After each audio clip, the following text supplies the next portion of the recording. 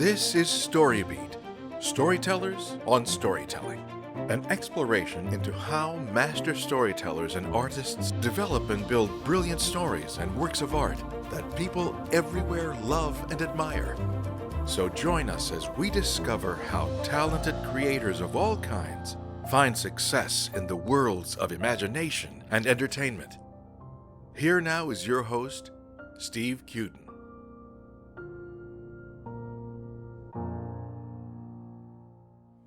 Thanks for joining us on StoryBeat. We're coming to you from the Center for Media Innovation on the campus of Point Park University in the heart of downtown Pittsburgh, Pennsylvania. If you like this podcast, please take a moment to give us a rating or review on whatever app or platform you're listening to. Your support helps us bring more great StoryBeat episodes to you. Well, my guest today, Ronald Allan-Lindblom, is the founder of Point Park University's internationally ranked Conservatory of Performing Arts, which includes the departments of theater, dance, and cinema, where I serve as an associate professor of screenwriting. Ron also oversaw The Rep, which is Point Park's professional theater company. Ron has produced, directed, and acted in hundreds of theater and dance productions on 3 continents. He's directed internationally at drama festivals in Shanghai, Edinburgh, and Hong Kong. During Ron's time at Point Park, he's also served as the artistic director of the Pittsburgh Playhouse. He's produced more than 350 professional and education productions. Under his artistic leadership, the Conservatory of Performing Arts has grown to excess of 800 students, and he's helped oversee the university's state-of-the-art dance facilities and the new Pittsburgh Playhouse right here in downtown Pittsburgh. So for all of those reasons, and very many more, it is a true privilege for me to have Ron Lindblom as my guest on StoryBeat today. Ron, welcome. Thank you. Thank you, Steve. So let's go all the way back in time for you. Tell us a little bit about your history. What led you way back when to think, hey, I like the theater and I want to be a theater person? Oh, Steve, I'd love to tell you the muses called me as a child, but that would be a total lie. Who did? In truth, when I was 18 years old, I moved in with my high school choir teacher, who was directing the high school musical, which I was arrogant enough to write. And so it's one of those things that I kind of found myself falling into and easier to get into than out of. No planning to get in. No, and if I'm being serious, I think if I really go back to it, my folks forced me into a Catholic upbringing and forced me into being an altar boy. And I think that that experience was probably the first time of pageantry and, this is kind of interesting, And so you what, the pageantry was the first thing from the church itself? I think just that whole idea of performing on Sunday mornings, and it was a really unique experience in that this was also on an Air Force base. I grew up as a military brat. Oh, is that right? Yeah, so I've lived everywhere from Alaska to Germany to throughout the United States. So in addition to being a priest you were serving, he was also a major, and there's some pretty unique stories around that. I bet. But it's interesting because I didn't really think of it till you just brought that up, that really the church ceremonies are very theatrical. Oh, very theatrical. They're particularly in the they're scripted, they're staged. There's a beginning, there's a middle, and an end, and you're not to screw it up. I hadn't really thought of it that way before, but really it's like doing theater. Exactly. So that's very interesting. So how old were you when you thought, okay, I am actually a little bit talented at this? Did you go to school for it after you were 18 and moved in with your choir director?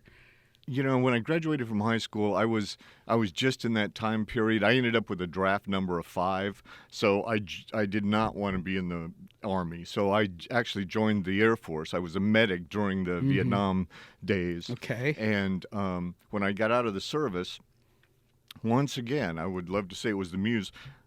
I was trying to get a date with this woman teaching an acting class, and so it's always about a woman, isn't it? No, I fell into a place called the Conservatory of Performing Arts in Santa Maria, California, under Donovan Marley, who took over the Denver Center and all of that. PCPA. PCPA. In fact, I was the first class of PCPA. Really. I may be the least known of my classmates. I mean, that was a class that had Jim McClure, Powers Booth, a bunch of really people who've had really distinguished professional careers. Jim McClure wrote Laundry and Bourbon and Lone Star at Penny and I's kitchen table, but that's how I got into it. And I, like I said, I found it something that was easier to get into than out of. It was something that I would spend hours and hours doing that I... Well, it got into my blood when I was about 5 years old, and it's never come out.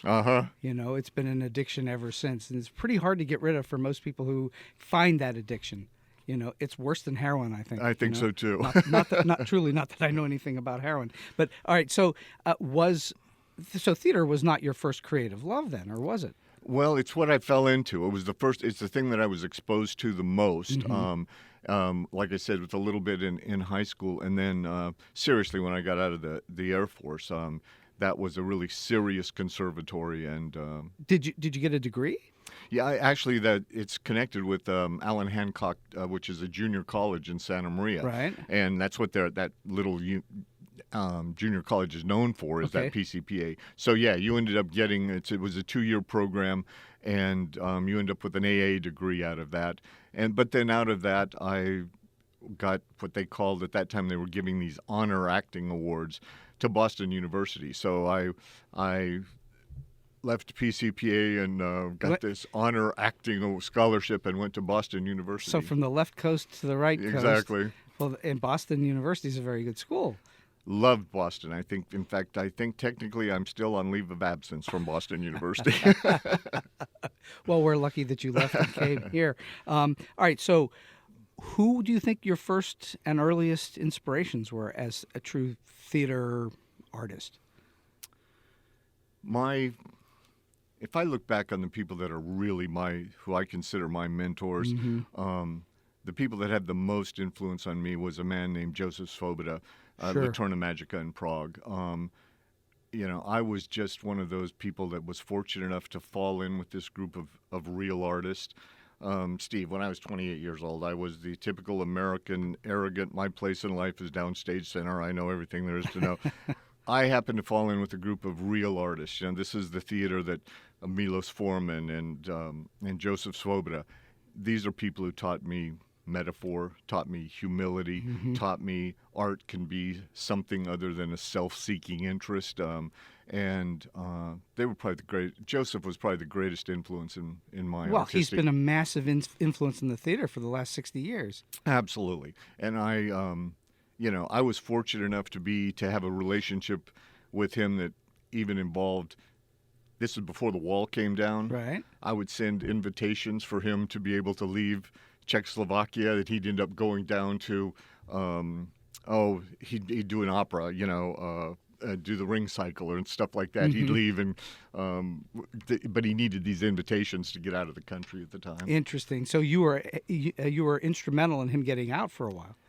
For a while, in and out, he'd have to go back. One of the people who were, I wasn't the only one that happened with. But he never defected, did he? No, he stuck around. That's absolutely right. Him and Smetana and Melina Hanzakova, all of those people. Milos left, but yeah, they stuck it out. And he certainly is probably infinitely more famous than Svoboda, right. But being Milos Forman, one of the great movie directors of all time. Right.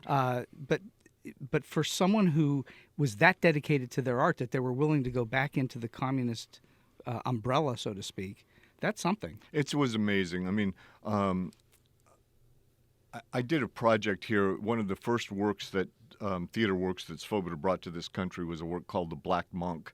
And I was fortunate enough to do the lead in that show for him. And a man named Ivo Shorm directed that, and Ivo was wonderful director. But to the state of art at that time, when the Russians took over, Ivo was a very established director and was told literally, "You're not going to direct theater anymore. You're going to do." It'd be like me. It'd be like me saying to you, "Steve, I don't want you in the cinema anymore. I want you to put on the ballet next semester." I mean, that's how he was being told. That's how he had to work. But he stuck it out for fear of his family and all those other political. If you said that to me, Ron, my response to you would be, "Huh?" Because that's about as good as it would get coming from me. It's like, really? I don't know anything about this. Yeah. So that But of course, I should think in those days that people were flexible to do many different things because they had to. Or they had to learn if they wanted to stay, if they wanted to get a paycheck. I mean, that literally one of the most fascinating things I learned in being able to direct shows abroad was my time in the Soviet Union. And working in the Soviet Union with Russian actors taught me a lot, because I was at that time when I went over there, I thought, boy, the Mercury Theater was it. We need to have socialized theater. The government should support this. Until I worked with actors over there.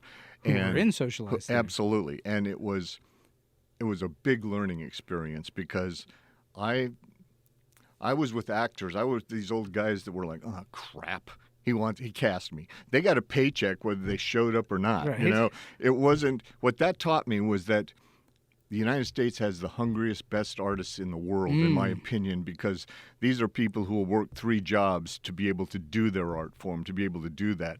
And there was such a different feeling over there in those days. So we want it, and to them it was just something that they did. Absolutely. It wouldn't have, if they got cast, they had to go to work. But they got a minimal paycheck just because, okay, you're an actor, you're assigned with this company. That's your part in society. Exactly. That's the role. That's interesting. And the other big learning thing for me was I felt really embarrassed one night. I literally got to meet their version of Sylvester Stallone. I mean, 60 million people had seen his last movie. So I had dinner with his wife and his 2 kids. What was amazing about that evening is we're sitting in his kitchen, and his kitchen is also the bedroom for his 2 children. He had little kids. And the tradition over there is when guests come to their house, he literally takes something off the wall, a picture, and this is your present, but it was that kind of present. Really? You didn't buy anything. You took something off.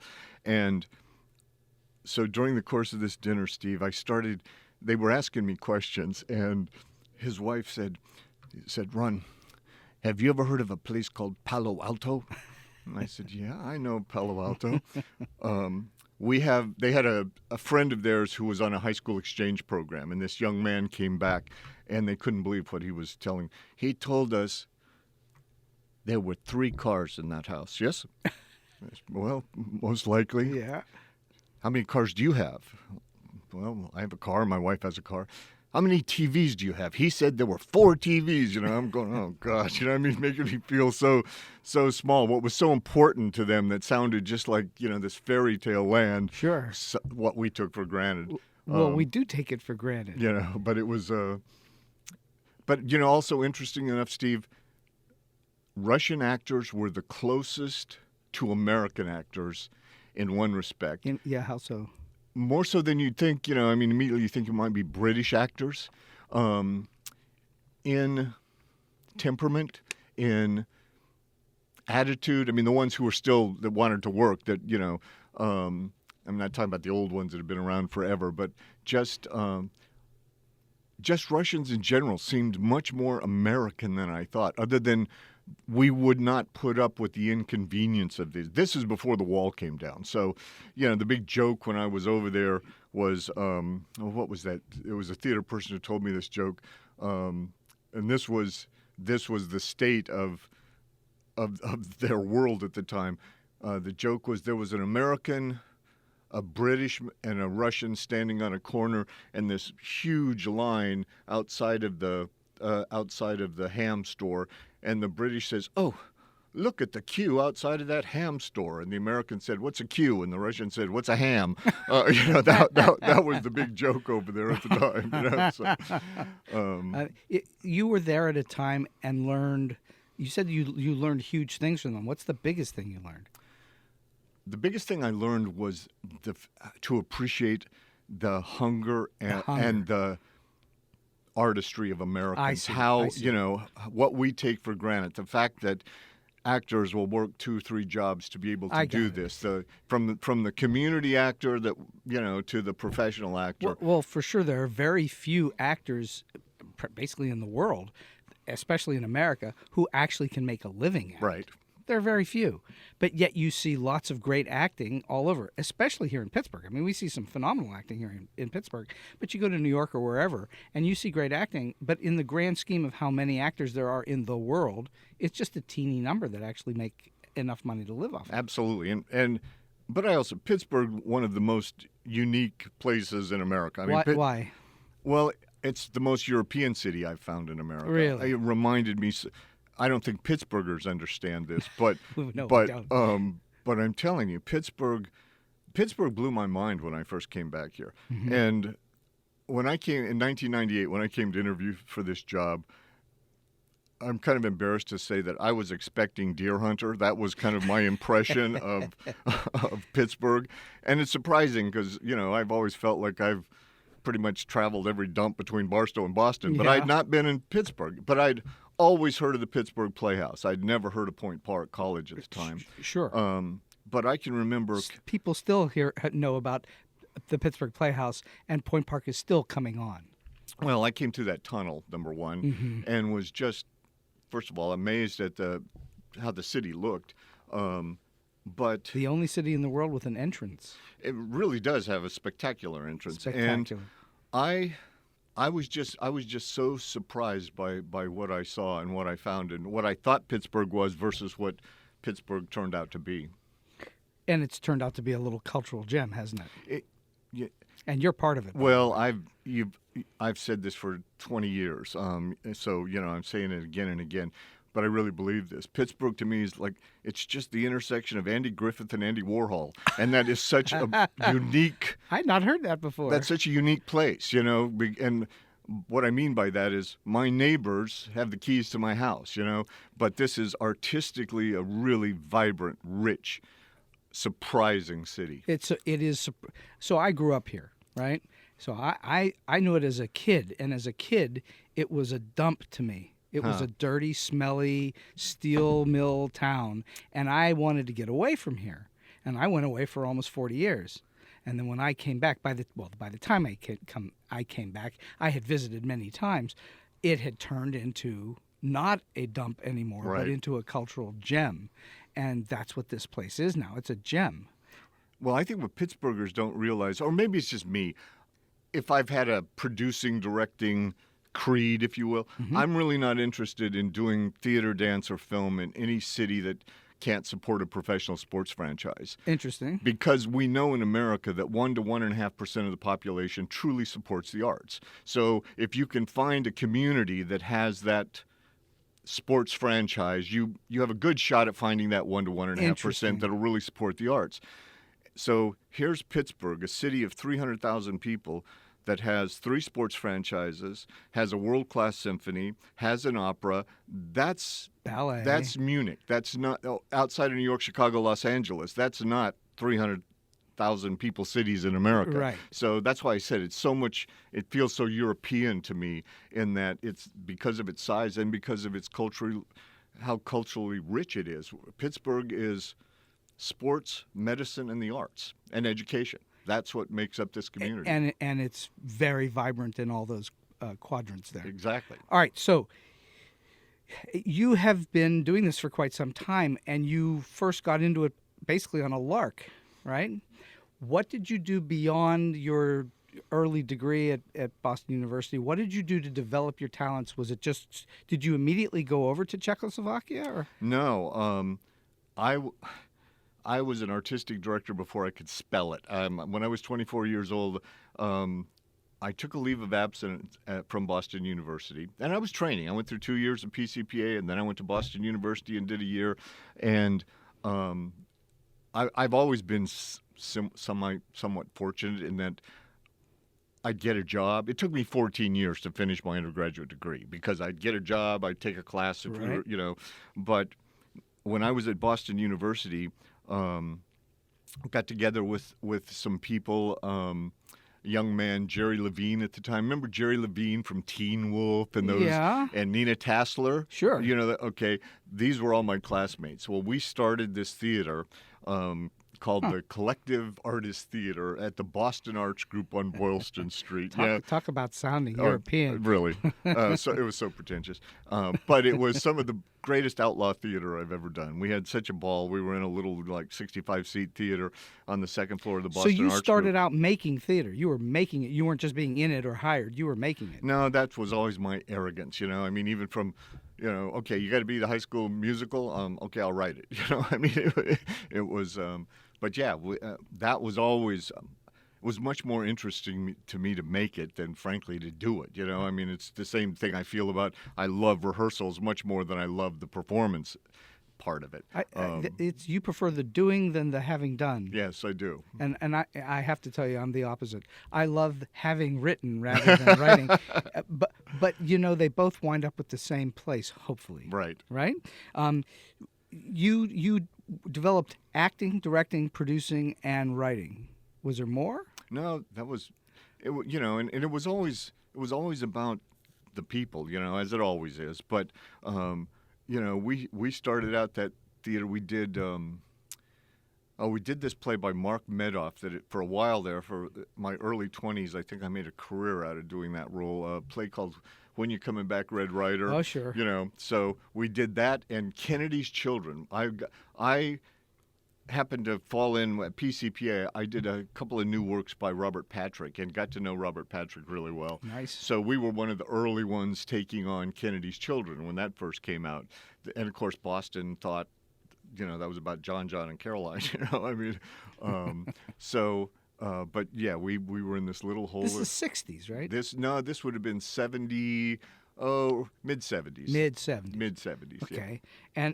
And at what point, okay, you're doing all this, you're making theater, you've started a theater company, you're in and out of school. At what point, at what juncture do you say to yourself, this is the life I'm going to lead? Was it early on, or did it take you a while to realize this would be what you're going to do for the rest of your life? It was pretty early on, because it was the only thing I really would give this much time to. And knew you were good at. I was a medic in the Air Force, and when I got out of the Air Force, my immediate thought, well, you've got a few years here with some basic medical training. Why don't you go on and do that? It just didn't interest me. Right. It just literally didn't interest me. So I knew from the time I was about 24 years old on that this was what I was going to do. Come hell or high water, make or break. And clearly you had the goods, or people would have said to you, don't bother. Or at least I wouldn't have heard that at the time. Or you were completely delusional. Exactly. One of the two. One of the two. Do you do it? You've been here in Pittsburgh for what, 20 some odd years? 21 years. 21 years. And prior to that, you'd done a ton of stuff before that. Is there anything now at this point in your life that you do to continue to advance your talents, to make yourself deeper, richer in your talents?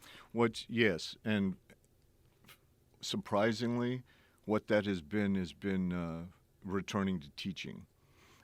That's not surprising. That's where it is. Well, but Tammy. Well, and you know Tammy. Sure, Tammy Ryan. She's been on the show. When I was venturing back into this, I figured when I stepped down as artistic director on May 1st of this year, 21 years, and I just said, the dance studios are built, the new Playhouse is built. There's no more of that, and 21 years of anybody as an artistic director is long enough. And I just wanted to pursue some other things. Sure. I was actually surprised at how scared isn't the right word. Nervous, or just I worried about going back in the classroom because I had not been in there in 18 years. Anxious. And there was such an expectation from students, what they were talking to me, can I deliver? You must know everything. Can I deliver on this, Sure. And I really didn't want to be one of those old faculty members that I inherited when I first got here that, just showed up, did their stuff, didn't care. And I'm not mentioning names here. Please don't. But anyway, and Tammy gave me the best piece of advice. She said, if you want to make it fun, teach yourself. And so That's a very good piece of advice. Isn't it? So taking that tact with it, and what I'm finding now is that, which surprised me, when you have a really good class feels as good as a really good rehearsal. You know, it really feels like there's some momentum and there's something, a movement forward on this. So, and it's really good for me. One of the other reasons that I stepped down is because I wanted to direct again and more. And we'll talk about The Old Man and the Sea in a moment. But, you know, I mean, I really came to the realization, Steve, that as long as I'm running this place, I'm never going to get to play in it. And that's true. I had such a vision of what I wanted this to be, this artistic laboratory to be, and then selfishly, I just want to play in it. Has it worked out for you that way? Well, so far we're on that path. You know, I mean, when Paul Hennigan and I started talking about this in 2006, actually, and what I always thought we could be is this. I wanted to create this artistic laboratory, and I really believed, and I still do, that we could be to the arts nationally what the Robotics Institute is to the scientific community nationally. Right. We have the ability to do this, that we could be creating new works and exporting new works. That was the whole point, actually, of even starting the rep, because the one thing that I found when I first got to Pittsburgh, and I believe this to this day, Pittsburgh has this unique, gritty voice that is as unique to Pittsburgh as Steppenwolf is to Chicago, as the Magic Theater is to San Francisco. Definitely. But what I found was that it was basically a theatrical importer. They waited for things to come out on the coast, and then they brought them here. You know, but so the rep, you know, look at the number of plays we've done of Tammy's. I mean, I wanted to find that Pittsburgh voice and be able to articulate it and export it out. Well, in a bigger sense, that Pittsburgh Playhouse as an artistic laboratory, what works for us geographically is we're close enough to New York. If we want to develop something and make some noise, we can get some attention. If we want to develop something and it's not ready to get that much attention, we're not going to kill the project immediately by, you know, getting it in the New York Times. Plus the expense level of what we can produce, a new musical, a new play, a new independent film, we can produce that here much cheaper than they could in New York. No question. You know? You're just far enough away that you're in that perfect sort of sweet spot where, as you say, if you don't want New York to know, New York's not going to know. But if you want New York to know, it's a very simple plane flight for them to come down and see. And artists are attracted. I mean, I think it was geography as much as personality that allowed us to have, you know, when I got Marvin Hamlish to be our distinguished guest artist for the, you know, second last year of his life. Right. That was one of the things he was even talking about. Believe it or not, we were having lunch one time, and his idea, he was working with Jerry Lewis, and they developed the first act of a musical of The Nutty Professor. Oh, really? And he's the one who said to me, you know, Pittsburgh Playhouse, this is a place we could kind of play with this without getting all the attention we'd be getting in New York, you know. I was kind of like, how do I say no to Marvin Hamlish? But you know, that Nutty Professor wasn't ringing my bell at the time. But you know, he was wonderful for us. And well, you for had our a big students. advantage there too, because he was already with the Pops locally. Exactly, So and that's what I mean. Pittsburgh, for some, these people enjoy coming. Robert Miller is another one. My relationship with Bob Miller in the many years we've worked together. People don't know how hard it is to get Bob Miller out of Laguna Beach. Well, explain for the listeners who don't know who's Bob Miller. Robert Miller, they would know Robert as a, well, they mostly know him as he's Arthur Miller's son, but independently of that, Bob produced The Crucible with Winona Ryder and Daniel Day-Lewis. He produced the movie Focus with Bill Macy and Laura Dern. He's been a independent producer and filmmaker for years, and I kind of got him into doing theater. So we've done several revivals of his father's work. Bob's directed new works for us, and Bob was pretty much a mainstay every season, coming out and working in the rep each year. And that's been very helpful to you to grow the program, I assume. Well, not only grow the program, it was Bob was instrumental in me developing our cinema program. It was Bob and I worked with Bob for a year because film was not my discipline. The thing I'll take credit for, Steve, was early on I could sense that the internet was going to break down distribution barriers and digital film was going to break down production barriers. When I first got to Point Park, we had an outsourced film program with Pittsburgh filmmakers. But what I found was that I'd have one student who had rich parents who was dropping 40 grand into their senior, film project, and another student running up credit card debt, and this was outsourced. And kids afraid because they had no money at all. Exactly, and they weren't really doing narrative film. I mean, there was nothing that was going to result in a career. I love Pittsburgh filmmakers, but I'm talking about. But they were focused on more artsy, exactly, non-narrative, non-commercial stuff. And my feeling is, if I'm taking parents' tuition dollars, this has to result in at least a shot. I mean, we're in a profession that you can't make a living, but you can make a killing. That's but right. And you can't guarantee anything in the arts, but you can push people toward that potential. And they were they felt like the bastard children of the conservatory, because they were off campus a lot of the time. So anyway, but Bob and I, for a year, he went with me. We traveled around the country. We went to North Carolina School for the Arts. Basically, we were one of the first digital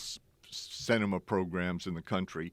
And so what I did, if I'm being truthful, is everywhere from AFI to North Carolina School for the Arts, I studied all of these great programs and then kind of developed a bastardized version of what we could do with that, put this single-handedly, literally wrote this entire undergraduate degree program, and then went out and hired some experts. Then found Fred Johnson. Fred came in and said, "Your curriculum's ridiculous, Ron. I mean, let's be realistic here, So I mean, I got it in the hands of real professionals and people like yourself, and the only thing that program did, Steve, was that it grew too quickly for the university to support the requirements from equipment to what we just now have a sound stage, and soon it will be outfitted. So we're I don't know, we're 16 years or something like that into the program, and we're still trying to figure out how to make it all fit. We were anticipating a 2-year program having 60 students, and we had 220 in the second year. So well, obviously there was a hunger for it in this region. And that's been my belief all along about this whole conservatory, that's where the investment should be. As far as my discipline is theater, but no matter, the reality is dance and theater are elitist art forms, and they always have been. Yeah. Cinema right now, my nephew's son, who is 9 years old, is making films on his phone. Of course. So. I've always said that a really dynamic film program, cinema program, could pay for theater and dance. Well, cinema is definitely of the masses and for the masses. It doesn't have to be, but it tends to be, as opposed to theater and dance, as you say, which are more in one theater at a time versus all over the world at the same moment. So let's talk a little bit about theater and your approach to it. And when you're starting to work on producing or directing or putting together a project, aside from reading the script, which is the obvious part, what do you do? Where do you begin? Where do you typically start? Is there a typical start? I'm such a visual creature, and I think a lot of that comes from working with Svoboda. That whole multimedia kind of inspiration that he brought, which was, new at the time when he was doing it. He liked to put movies behind stuff, didn't he? Projections. Everything, and well, his training is as an architect. Oh, is that right? Yeah. But the biggest thing he taught me didn't really have anything to do with making a theater. It had to do with leadership, and it had to do with, a director is a leadership position. So is an artistic director. And the thing that Svoboda taught me is be the dumbest guy on the team. If I'm the dumbest guy on a team when I take on a project, I can usually assure myself of some kind of artistic significance, and people think you're being, that's such a humble, no, it's not humble, it's actually a very arrogant proposition. But, to me, leadership is about, it's not about you being the best. It's about making sure you create an environment where everybody else around them can become their best. And hopefully surround yourself with people who are better than you. Absolutely. I think that's a really big thing. And so I approach it I approach it visually, and I approach it a lot, oftentimes with just people, and that may be because being so long as an artistic director, you're putting chemistries together. You're putting people together to see what they can create. Whereas directing, you're a designer, and you're putting those kind of ideas together. So now you've got this property, and you're starting to think about what? Sets, lights, costumes, people, not sets, lights, costume. Who can create this world? Is this a Steffi play? And Steffi. You better explain who Steffi is. Steffi is she runs our theater design program, and Steffi was trained by a man named Danila Korogotsky. Danila Korogotsky I brought to Cal State Long Beach. Okay. Danila is now the artistic director of a big theater in St. Petersburg, but he's a wonderful man, and we collectively got Steffi out of Germany. So, Steffi was one of the first people I hired when I got here. Steffi's a wonderful designer, but she has a certain aesthetic. So is this when I see these projects, immediately I come to this is a Steffi design, or this is another designer, or this is a sound. Right. People come to my mind. So you cast the production, not just the actors. The actors are the last thing I cast. So you're looking to how can you find the right humans to make this thing bring your vision to life? No, how can I find the right humans to get together in a room and we collectively come up with a vision? Nice. So that, because the hardest thing I've learned as a director, and people, it's what I teach in my directing class.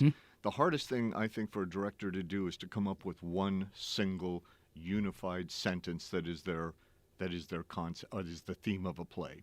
If you can get the theme of what you're doing down to a single sentence, it then allows you to take a concept, and it allows you to, in your mind, know what doesn't belong in there. When I was a young director, you go all the way back to the Poetics and all of that. I thought spectacle, language, music, they all have equal importance, and it's about, I'm going to put this in there, I'm going to put that in there. Now we're going to put that. You end up with something that overwhelms itself and doesn't say anything. Right. Directing is about the elimination of things and getting down to being able to say one unified statement. And if you can do that, you have a shot at this being something we call art.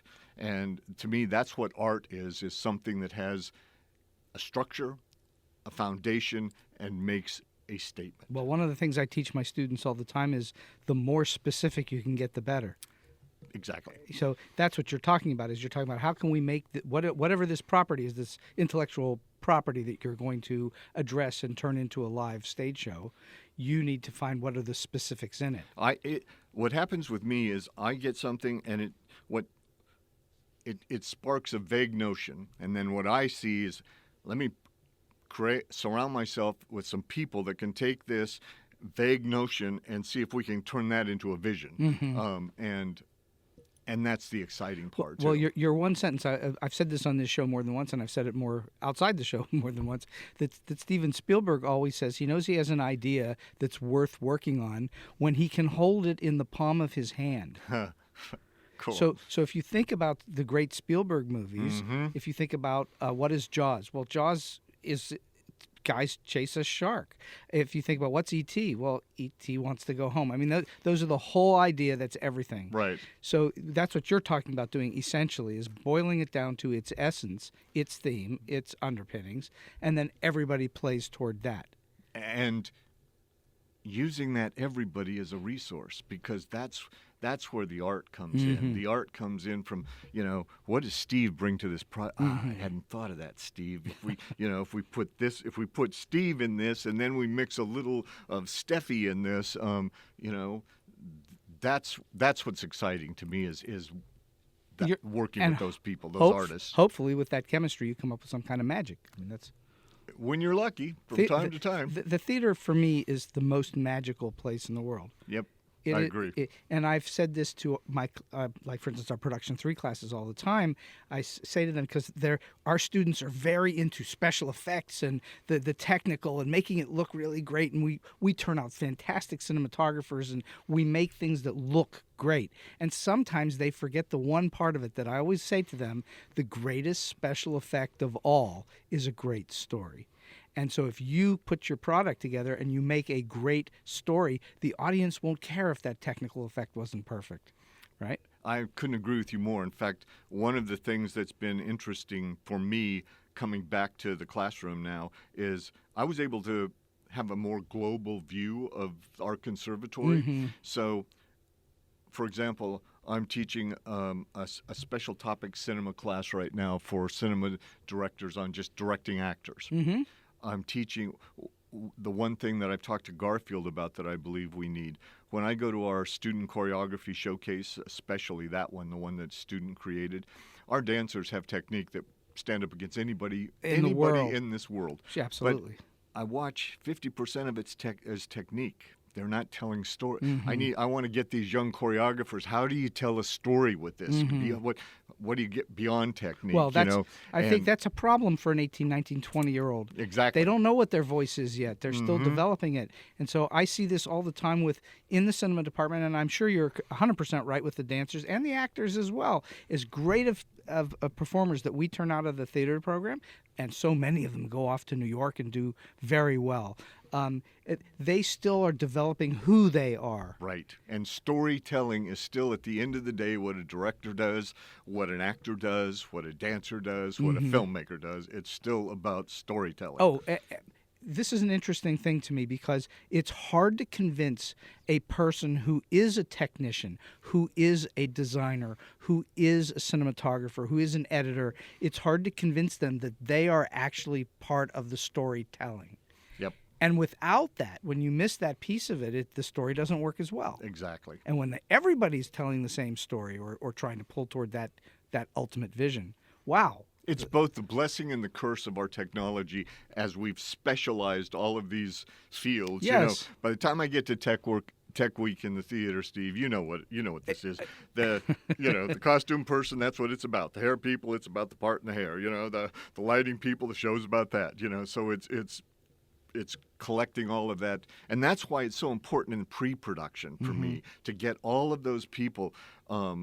I like to involve them early in this process, because oftentimes we wait till Tech Week. You know, I mean, okay, here's the picture, here's the design, here's the floor plan, but the more that they are in sync at the beginning of this process, the more they are in sync and have a rehearsal process with the actors, with the director, in and out, I just think it gives us a better shot at having a unified production by the end of the thing. I think that's very wise. I think the earlier you can bring your designers, your production elements in, so that everybody's on the same page and thinking together. And everybody has a ownership in this. It's not very good. You're not an employee. You're not working for me. Yes, I might have technically hired you to be the designer on this show, but you have a stake in this. You are a piece of the creation of this. So it's not that caste system literally can get in the way. Right. You know? So part of the Aristotelian philosophy is, not to get too hoity-toity academic, but part of it is that it requires 3 things in order to make the whole. So you have to have a story, or you have to have a message, a messenger, and a receiver. Right. Right? So the receiver is the audience. Do you consider the audience as you're putting these together, or do you not worry about it? I honestly, no, I don't worry about it. You don't think about the audience? Because the audience is the reveal. The audience is the result of your message. The audience is what tells you whether or not you have something that's unified or not. So I don't direct to an audience or for an audience. And I've had the luxury not to have to do that, you know. Especially in a school, you can just do what you need. So do you think that that's part of what hurts the commercial theater, is that they're considering the audience all the time? I don't know if I'd say it hurts it. I think it limits it. You know, I mean, right now, the biggest fear of mine as far as what's happening at the theater in America is that it's being reduced. Sony and Disney are the producers of theater in the regional. Same for movies. Yep, exactly. Same thing. So we're ending up with a small voice, in my opinion. Whereas all of the really interesting works, be the theater or musical theaters, coming out of the regional theaters, coming out of those small independent minds, I fear what happens when the art becomes corporate. And it has become more corporate. And then what happens is the reaction to that is what you're also talking about is that we get regional theaters so that it gets less corporate as you get into some of those regional situations. Yeah. And now the regional theaters are becoming corporatized. Exactly. So that's the danger. That is the danger, because they need the money in order to continue to operate. But, and that's one of the things I like so much about Pittsburgh. And so far we haven't corporatized our art. Mariah is a regional independent artist, not, Mariah is really happy to be in Pittsburgh doing with Pittsburgh artists. It's not somebody who wished they were in New York, you know what I mean, or that kind of thing. So Ron's talking about Mariah C. Kaminsky, who is at the Pittsburgh Playhouse, not the Playhouse. She's at the Pittsburgh Public Theater, and she also has been a guest on this show. So I'm happy to say, and yeah, she's doing some amazing things over there. But again, that's coming, as opposed to getting a corporate person, if you will. I mean, they went out. They went out and hired an artist. Exactly. I think that's and I applaud the trust for that. The trust played a big role in the. Sure, in the hiring of the that. Cultural Trust, which sometimes I'm not sure what exactly they're doing, but sometimes they nail it on the head. Yep, absolutely. So I think that's they hit it out of the park with her. Everything I've seen her do so far has been just spectacular. All right, let's talk about world premieres. All right. So not all that long ago, earlier this year, you directed and you produced a very first worldwide premiere production of Ernest Hemingway's The Old Man and the Sea. Let's talk about that process of figuring out someone you can go get this thing that is a famous worldwide property, not the play, but the book, obviously. Yep. And what are the challenges that you went through in order to put this on? Actually, it was something that came to me, nothing that I sought. And it was one of the more Isn't that nice? interesting projects that I've ever been involved with, in that A.E. Hotchner, who was Hemingway's biographer and best friend, is still alive, 101 years old. And also a good friend of Paul Newman's. They are the two. They started the whole dressing, the charity, and the all Hole in Newman's. the Wall gang and all that. Exactly. In fact, still lives right across from Paul Newman's house. But it was brought to me that A.E. Hotchner, 101 years old, had written this draft and was fulfilling a promise that he had made to Hemingway, and Hemingway stated that no one will ever be allowed to put this on the stage except Hotch. Wow. A. Hotchner. So I got this, I was like, I was also terrified. They came to you. William Morris handled the rights, and Ryan Stana, who is a Point Park alum who now runs, what's it called, Stan and Associates? Anyway, RWS Associates. Ryan is, that company's going through the roof in New York. He produces all the shows for the cruise liners and theme parks. They just bought Jay Bender Casting, and they're getting into Broadway productions. And Ryan and I had talked about, he knew my idea about this artistic laboratory, and Ryan was all aboard, hey, this is the place we could try out new works and get it developed. Anyway, it was Ryan and Jay Bender, and they contact Ron, we got this script. So they sent it to me. And what was most remarkable about this, Steve, is that Hemingway was also in this. It was a character in this. So when I heard this, I said, oh, great. I thought this was going to be a play about learning something about Hemingway that we didn't know, using Old Man and the Sea as a vehicle to learn about Hemingway. Right. In truth, Hemingway was a plot device. It was what I got was a script that was just like the movie. It's been the biggest problem I've had with the movie too. Is you have an off-voice narrator and then Spencer doing what they just, Sure. told you that he was doing. Sure. I wanted more than that out of this. And interestingly enough, I call him Hotch. A. Hotchner's son, Tim Hotchner, is a really talented playwright.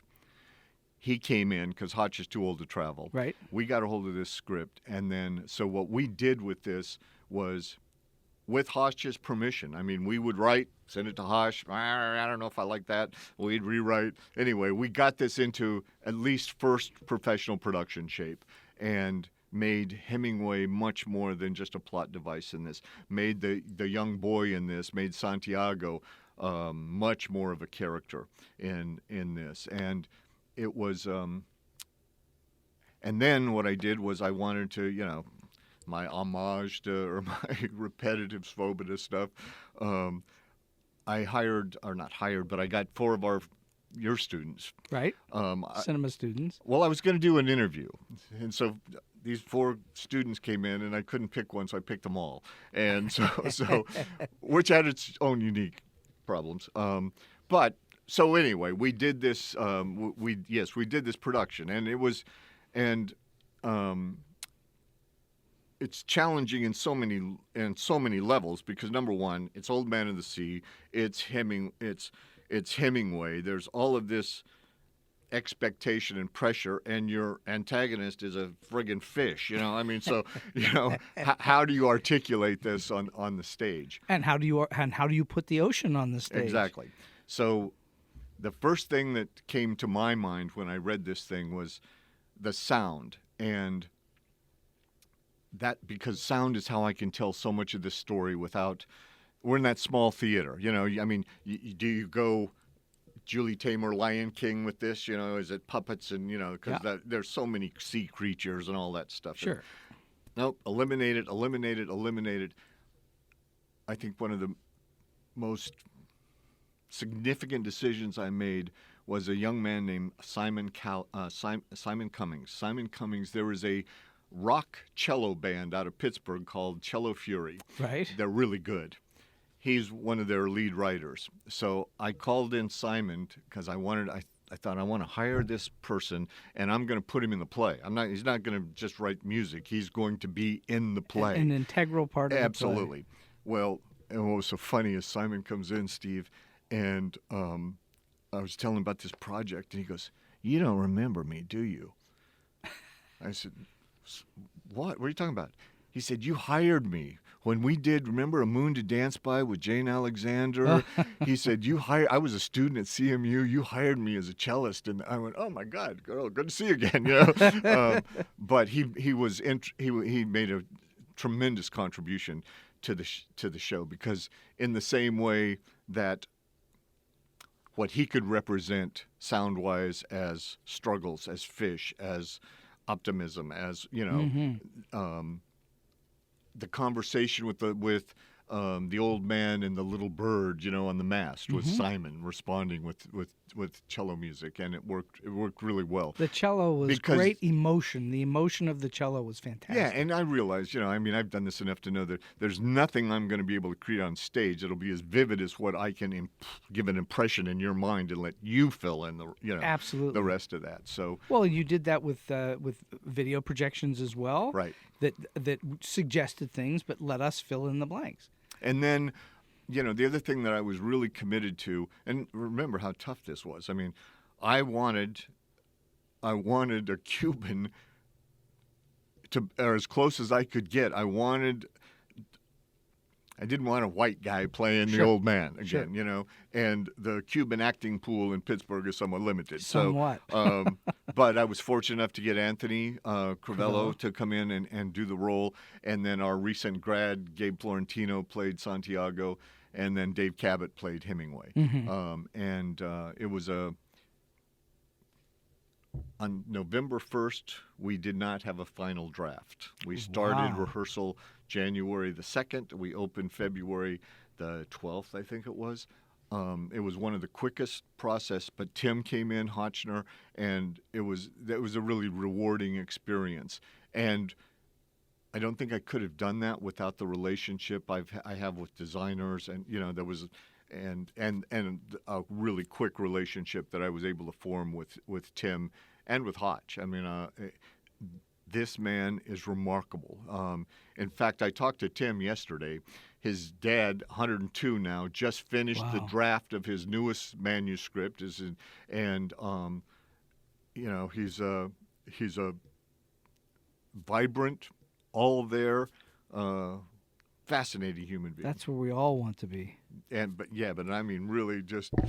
Well, and you also had the good graces of a shiny new theater to put it on. Yes, that was the first professional play in the Pittsburgh Playhouse. Mm-hmm. Yep. So that did you have to overcome any issues in the new space? New spaces typically require some ring out time.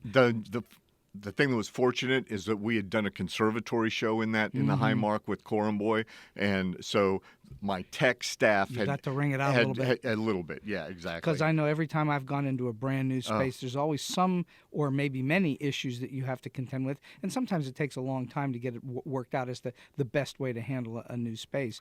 But in this case, I saw the show.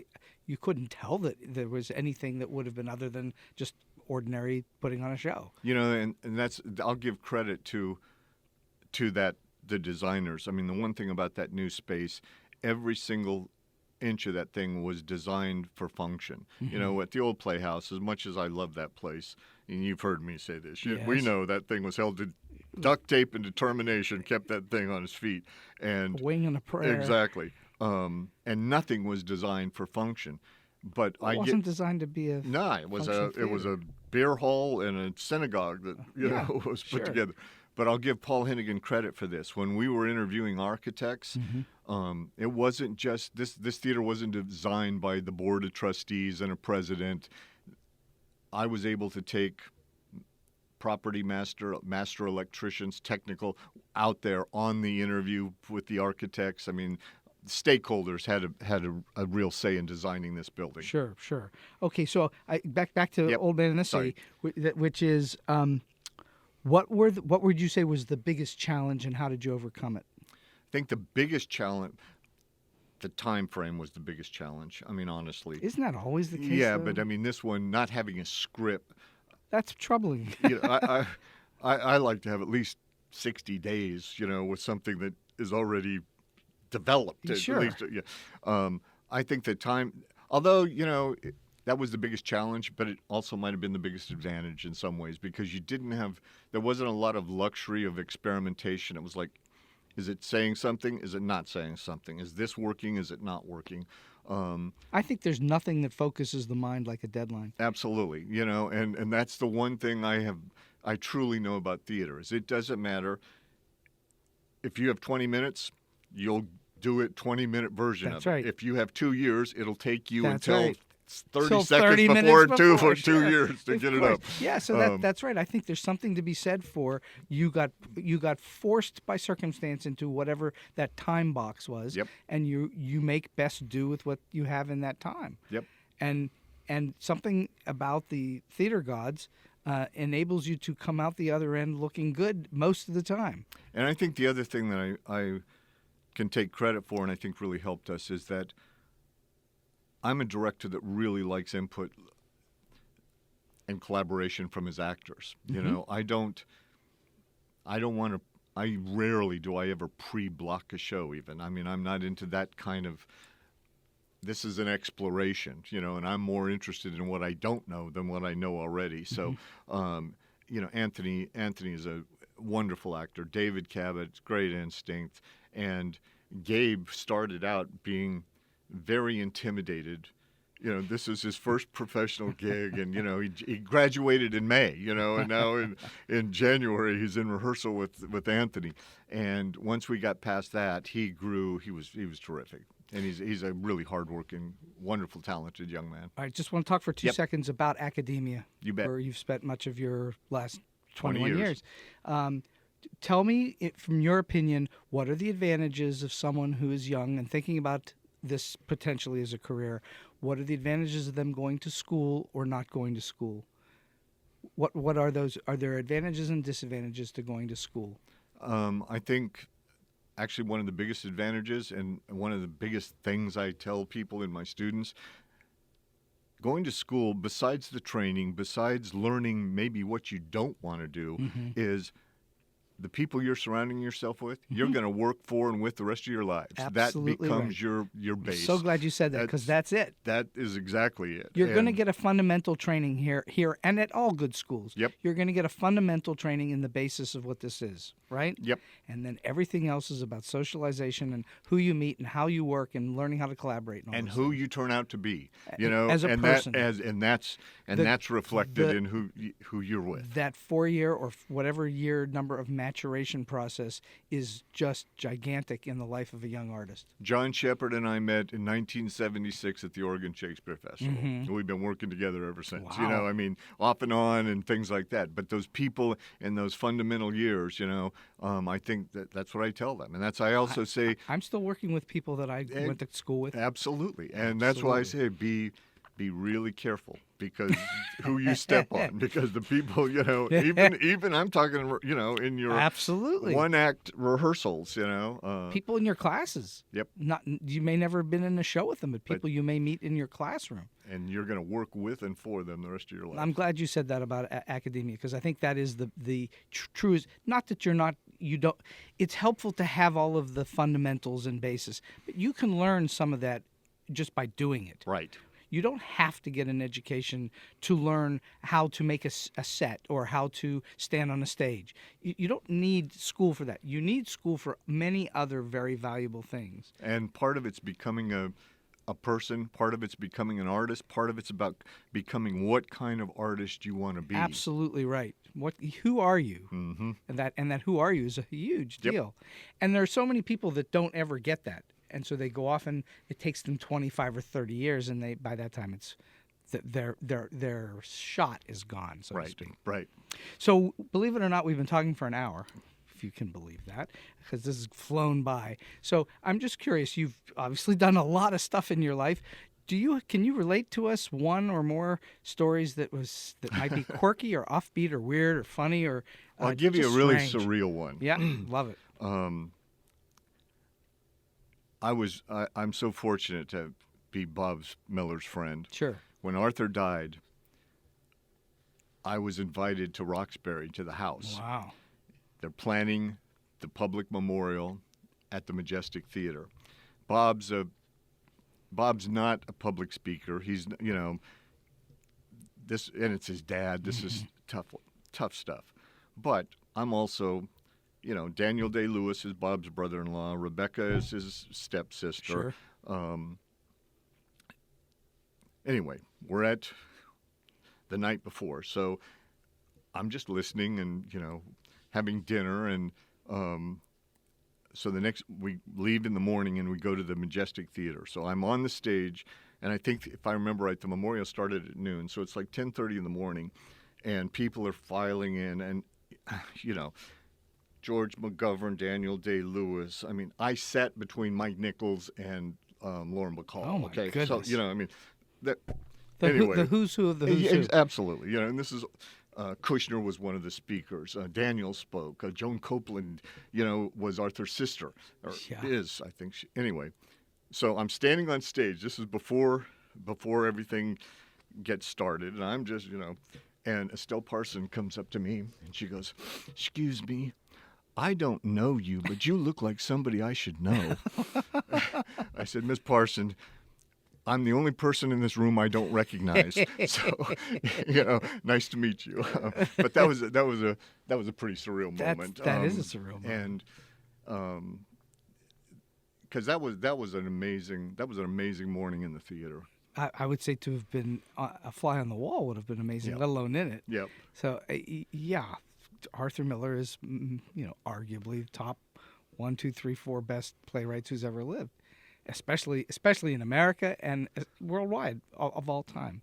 All right, so do you have a solid piece of advice or tip? Not that you haven't given us tons of them already, but a solid piece of advice or a tip for those who are just trying to break into the business, or maybe they've been in a little while and are trying to get to another level. I don't know if it's a piece of advice or if it's a concern of mine, but what I like to tell students young artists today are dealing with something you and I never had to deal with, and that's social media as a business. And the fact that what's being recorded forever now as a 19-year-old will be with will be you forever. Yeah. You know, I don't have to look back on the mistakes I made as a 19-year-old right now with some kind of record of it, you know. What, you made mistakes as a You 19-year-old? know, and just even being allowed to grow, you know. Sure. So the advice because what you're hearing out there, and you see it in regional theaters now, you see questions, how many Twitter followers do you have? You see that on Broadway audition forms now because it's about selling tickets, you know. And you hear, I'm hearing, we need a class in how to, teach our dancers how to brand themselves. Wow. I just don't know. I get real concerned about a 19-year-old deciding what their brand is. So what should they do? My recommendation is social media has become a business. Just be wary when you're out there posting everything what you're doing. It's going to reflect on a business time. Where you used to be able to go to a college party and it's not necessarily going to affect what you're going to get cast in or not cast in when you're 30. Sure.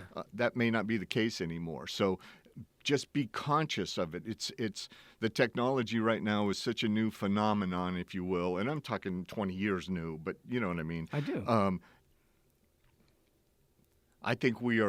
I think our technology is so far ahead of our spirituality, just as a human being and an artist. I really believe that. I've believed that since the first real book I read as an adult was Neville Shute's On the Beach, and I'm the one that did the adaptation and the LA premiere, then opened the rep. First professional show was On the Beach. Wow. It's had that kind of impact on me, and that all was about my belief that right now our technology is way ahead of our spirituality. I think that that's very wise, and I think that it's in many ways unfortunate that this, for lack of a better word, class or a generation of artists are having to deal with an entity that's sort of somewhat beyond their control and at the same time inhibiting to them because, like you say, you didn't have to think about that when we were kids. I'm still developing my brand. I'm not sure what that is. Sure. Exactly. So I think that they have to be careful and smart about it. Ron, this has been a fantastic hour, and I really appreciate you stopping by StoryBeat today to give us your point of view on the world, and especially the world of the arts. Well, I just want to end this with saying one thing, too. One of the reasons our conservatory is nationally ranked is because we were able to attract artists like yourself, Steve. And I'm not just... Thank you. I mean that. I mean, this was what the whole point of this was to be able to bring in artists like yourself in a laboratory situation. And we're still growing, but we're getting there. But I thank you. Well, and anytime you and I can sit down and have a conversation, you're too kind, and I thank you for being with me today. Be well. And so we've come to the end of today's StoryBeat. If you like this podcast, please take a moment to give us a comment, rating, or review on whatever app or platform you're listening to. Your support helps us bring more great episodes to you. This podcast would not have been possible without the generous support of the Center for Media Innovation on the campus of Point Park University. Until next time, I'm Steve Cuden, and may all your stories be unforgettable.